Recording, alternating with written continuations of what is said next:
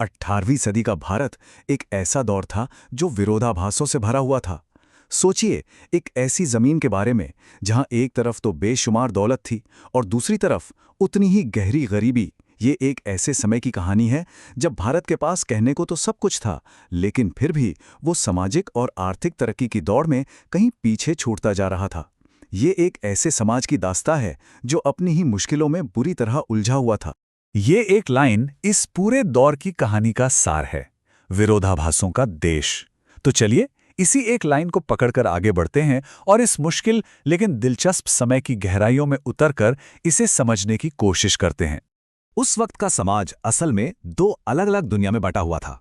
एक तरफ थे अमीर और ताकतवर सरदार जिनकी जिंदगी विलासिता और ऐशो आराम में डूबी हुई थी, और फिर दूसरी तरफ थी देश की बहुत बड़ी आबादी यानी किसान, जो बस किसी तरह गुजारा कर रहे थे और हर तरह के अन्याय का बोझ उठाने पर मजबूर थे। समाज के बीच की यही गहरी खाई उस दौर की लगभग सभी समस्याओं की असली जड़। तो सवाल ये उठता है कि आखिर भारत इस हालत में पहुंचा कैसे? इसका जवाब उन दो बड़े स्तंभों में छिपा है जिन्होंने देश की तरक्की को रोक रखा था। एक थी शिक्षा और दूसरी थी कृषि। चलिए पहले शिक्षा की बात करते हैं। उस समय की शिक्षा की सबसे बड़ी कमी पता क्या थी? वो ये थी कि वो पूरी तरह से परंपरागत सोच में जकड़ी हुई थी। पश्चिम में जो विज्ञान और तकनीकी नई लहरें उठ रही थी ना, भारतीय शिक्षा उनसे पूरी तरह बेखबर थी। ये एक ऐसा सिस्टम था जो नए विचारों का स्वागत करने के बजाय उनके लिए दरवाजे बंद रखता था।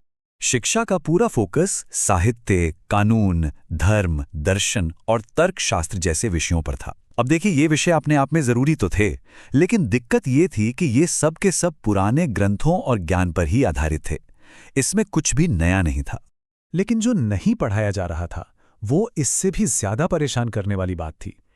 फिजिकल और नेचुरल साइंसेज, टेक्नोलॉजी, भूगोल और समाज का तर्क के आधार पर अध्ययन, ये सब पाठ्यक्रम से पूरी तरह गायब थे।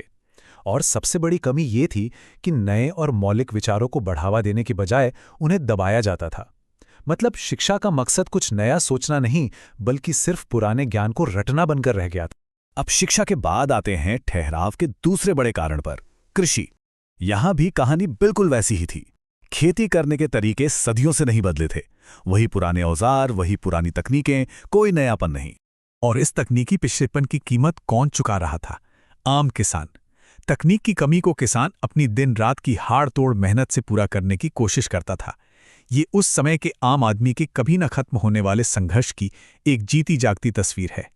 अब बात करते हैं उस दौर के सबसे बड़े विरोधाभास की, यानी ट्रेड की।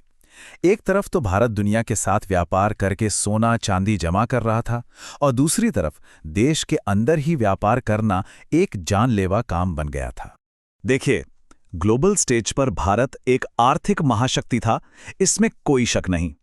यहां के गांव अपनी ज्यादातर जरूरतों के लिए आत्मनिर्भर थे, और देश जितना सामान बाहर से मंगवाता था उससे कहीं ज्यादा बेचता था। भारतीय कपड़े, मसाले और हैंडीक्राफ्ट्स की मांग यूरोप से लेके एशिया तक थी। इसलिए भारत को बाहर से बहुत कम चीजों की जरूरत पड़ती थी। ये बात उस समय की आर्थिक सच्चाई को साफ साफ दिखाती है। भारत अपना माल बेचकर दुनिया भर से इतना सोना और चांदी इकट्ठा कर रहा था कि उसे कीमती धातुओं का भंडार या सिंक ऑफ प्रेशियस मेटल्स कहा जाने लगा। मतलब पैसा देश में आ तो रहा था, लेकिन बाहर नहीं जा रहा था। तो ये मिलियन डॉलर सवाल है ना, कि अगर देश में दौलत की बारिश हो रही थी तो आम आदमी भीग क्यों नहीं रहा था? विदेशी व्यापार से मिली इतनी बड़ी सफलता देश के अंदर एक बड़ी विफलता में कैसे बदल गई? इसका जवाब सीधा सा है, देश के अंदर की गड़बड़ी। देश के भीतर लगातार चल रहे युद्धों और खराब कानून व्यवस्था ने इस पैसे को आम लोगों तक पहुंचने ही नहीं दिया। सारा धन बस कुछ ही हाथों में सिमट कर रह गया। जरा उस समय के एक व्यापारी के नजरिए से सोचिए, उसकी यात्रा कितनी मुश्किल रही होगी। व्यापारिक काफिलों को बीच रास्ते में ही लूट लिया जाता था। रास्ते लुटेरों से भरे पड़े थे। हर छोटा बड़ा शासक अपने इलाके से गुजरने पर भारी टैक्स वसूलता था। और तो और बड़े बड़े व्यापारिक शहर भी आक्रमणकारियों की लूट का शिकार बन जाते थे। ऐसे माहौल में भला व्यापार कैसे फलता फूलता? इन सभी राजनीतिक और आर्थिक समस्याओं का सबसे भारी बोझ आखिरकार आम जनता पर ही पड़ा। चलिए अब देखते हैं कि इन सबका आम आदमी की जिंदगी पर क्या असर हो रहा था। अगर हम उस दौर के आम आदमी के जीवन को एक शब्द में बयां करें तो वो होगा दयनीय। उस सदी की शुरुआत में ज्यादातर लोगों के लिए जिंदगी बस एक कभी ना खत्म होने वाला संघर्ष थी। और इस दुख की वजह एक नहीं, कई थीं। एक तरफ सरकार का टैक्स बढ़ता जा रहा था, दूसरी तरफ सरकारी अधिकारी जनता पर जुल्म करते थे, और जमींदार और सरदार तो किसानों का खून चूस ही रहे थे। इसके अलावा सेनाओं के आने जाने से फसलें बर्बाद होती थीं और लुटेरों का आतंक अलग से था। आम आदमी हर तरफ से पिस रहा था। तो अब तक हमने देखा कि 18वीं सदी का भारत असल में विरोधाभासों की जमीन पर खड़ा था। ये एक ऐसा समाज था जो बाहर से शायद मजबूत दिखता हो, लेकिन अंदर से पूरी तरह खोखला हो चुका था और किसी भी पल बिखरने की कगार पर था।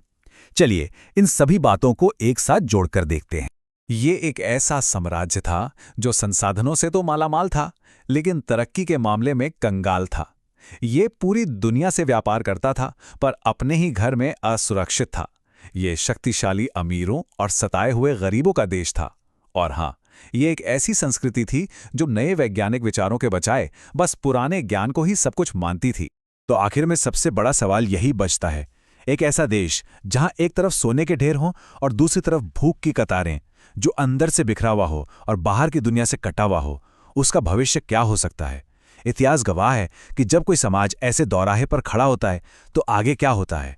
ये एक ऐसा सवाल है जिसका जवाब आने वाली सदियों को देना था।